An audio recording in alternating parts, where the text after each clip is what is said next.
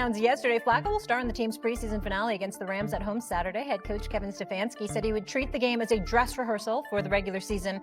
Flacco did not play in Cleveland's first 2 preseason games. So taking a look at that crowded quarterback room there, Dillon Gabriel led the Browns on 3 scoring drives this weekend. Shedeur Sanders did not play because he's dealing with that oblique injury, but had 2 touchdown passes in the Browns' first preseason game and put everyone on notice. Canty, how important is it for Shedeur to play in the preseason finale when we talk about his future?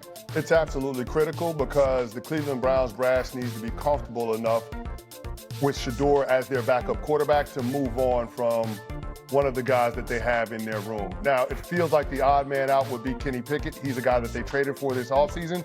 But on no uncertain terms do I think it's good business for the Cleveland Browns to carry 4 quarterbacks into the season. You have Joe Flacco, who is the steady veteran presence, but the objective for the Cleveland Browns this season should be to figure out what they have in these young quarterbacks, that being Shedeur Sanders and Dillon Gabriel, in order to determine how they proceed with the quarterback room moving forward, knowing they have 2 first-round draft picks in 2026, which is a quarterback-rich draft class. So to me, this last preseason game is an opportunity for Shedeur Sanders and Dillon Gabriel to battle it out to be number 2 on the quarterback depth chart going into the season, which means they're the guy that gets the nod when Joe Flacco gets the hook inevitably. Fair, but Woody, he is dealing with that oblique. Your thoughts? Yeah, listen, he's definitely dealing with the oblique, and you know, but that's just part of the sport. Everyone's playing with injuries. No one's 100% at this time of year. And so for me, I think Candy brought up a great point, is that the Cleveland Browns need to figure out who's the number 2. Okay, we know Joe Flacco's entrenched as number 1. Who's going to be number 2? Who's going to be the guy when Joe Flacco, who's, by the way, 40 years old, okay, and inevitably with these quarterbacks, they get injured. Who's going to be the guy that's going to step in and possibly take that? And I think Shedeur, both of those young guys, both Shedeur and Dillon Gabriel, I thought acquitted themselves very well. So at somehow, some way, with the remainder of the preseason, he has to somehow separate himself to become the number 2 guy, because that's the easiest avenue to get on the field when there's an injury at the quarterback position. So I would lean towards, yes, he needs to play in this last preseason game. Not only play, but acquit himself well in order to win that backup quarterback spot. S.A.?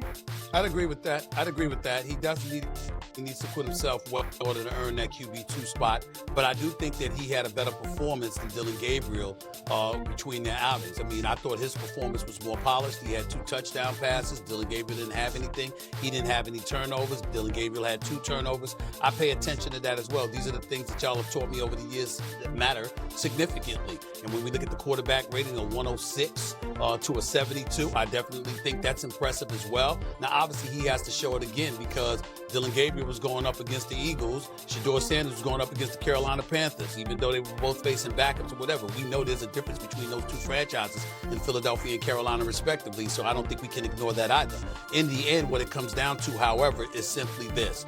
You need a definitive number 2, and I got to tell you where I disagree with you, CC. I don't have a problem with the Cleveland Browns carrying 4 quarterbacks. And here's the reason why. Because when you talk about somebody over the age of 40, only 6 quarterbacks over 40 have started double-digit games in the season. Warren Moon, Vinny Testaverde, Brett Favre, Tom Brady, Drew Brees, and Aaron Rodgers. That's about it. What I'm saying is I don't anticipate that Joe Flacco is going to be there for the long haul. He's a security blanket, okay? And to me, when you consider the plethora of injuries that have been happening to quarterbacks, particularly in the age of concussions and what have you, I definitely think there's nothing wrong with having a 4th quarterback as a security blanket. Now, Joe Flacco will start, but we all know he's on a 1-year, $4.25 million deal. He ain't the future. Hell, one would argue he's not really the present. You're just using him right now until you know definitively that you got somebody you're comfortable enough to put in there. Yes. They got to make a decision as to who that QB2 is going to be.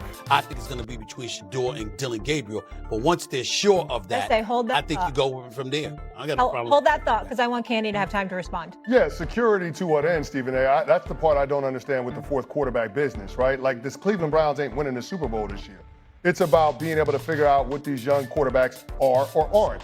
And Joe Flacco is the pace car, like in NASCAR, right? The pace car sets the tempo, and then it ducks on off, and then all the other cars go. Well, that's what we're waiting for whenever the Cleveland Browns decide to take Joe Flacco out of the lineup, or if Mother Nature does that due to an injury, and we're not hoping for that. One of those young guys should be inserted in the starting lineup. It shouldn't be Kenny Pickett. We know who Kenny Pickett is. Kenny Pickett is a failed first-round draft pick for the Pittsburgh Steelers. He played for the Philadelphia Eagles. He's now with the Cleveland Browns.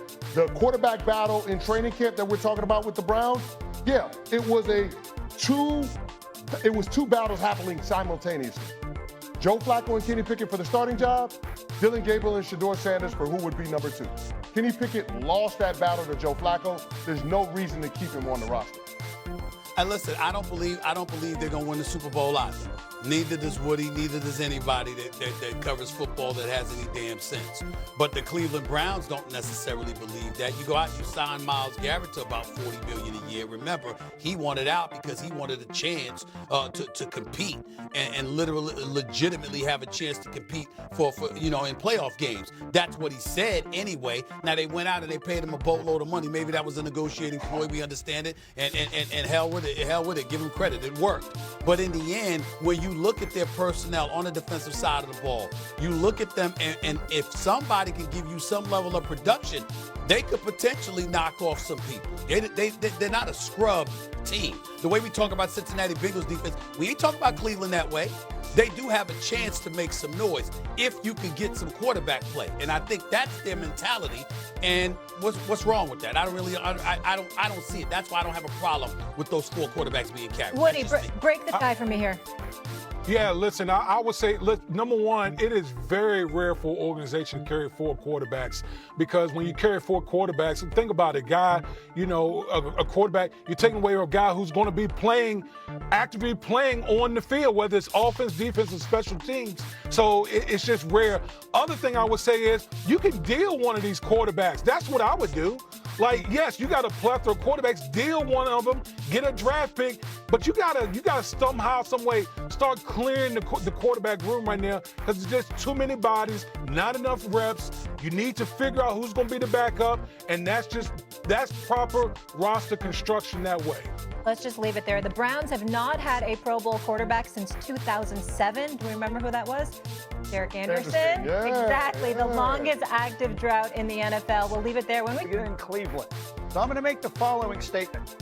If I said Joe Flacco starting at quarterback for the Browns is the correct move, would you say that's right or wrong? I think that's the wrong move. I think you should have looked at one of these rookies to see if you had your franchise quarterback in the building, whether it's Shedeur Sanders or Dillon Gabriel, who I felt both had good debuts here in the preseason. You know what Joe Flacco is. Don't make the comfortable, familiar decision. Figure out if one of these young men that you drafted in the 3rd or the 5th round could be the guy. Dan, I have been saying all along, I have gotten the sense from you, and you were there, that this was never particularly close to that happening. Because everybody else got hurt. Like, do you want them to start the rookie with the hamstring injury or the rookie with the oblique injury? Or like they're not, those guys didn't get the practice time they needed in training camp to be ready yet. So, look, they didn't announce yesterday Joe Flacco's starting all 17 games. They started starting the first one. So I do think they're still in the back of their minds. Like, look, first of all, you don't know how a season's going to go. Let's say Flacco and the Browns start 5-0, right? Then you keep it rolling.